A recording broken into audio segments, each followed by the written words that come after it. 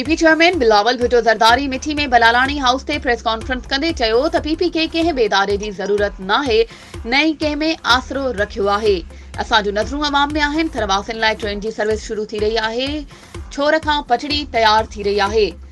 ताक़त जो सरचश्मो अवाम आहे। मियां साहब पंहिंजे पंजाब ते फोकस रखो, जिते तव्हांजो झेड़ो हले पियो। बाक़ी ख़ैर आहे, असांजो कंहिं बि इदारे सां झेड़ो नाहे। ही पहिरीं इलेक्शन हूंदी जंहिं में पीपी जो कंहिं बि इदारे सां तकरार नाहे।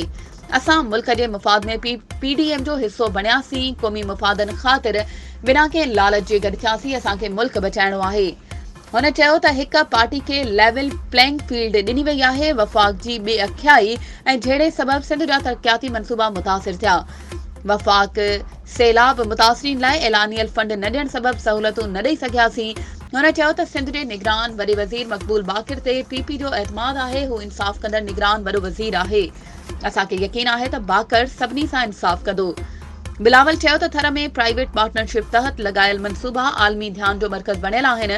असां हिते NAD यूनिवर्सिटी समेत NICVD जहिड़ा इदारा ठाहिया आहिनि। वफ़ाक़ उन्हीअ ते कब्ज़ो करणु चाहे थी। उन्हीअ मौक़े ते पीपी सिंध जो सदर निसार खोड़ो, सैयद मुराद अली शाह, डॉक्टर महेश कुमार मल्लानी, फ़कीर शेर मोहम्मद बलालानी ऐं ॿिया मौजूद हुआ। PP chairman Bilawal Bhutto Zardari PP अॻवान डॉक्टर खटूमल जीवण सां संदसि भाउ जी वफ़ात ते ताज़ियत पिणु कई।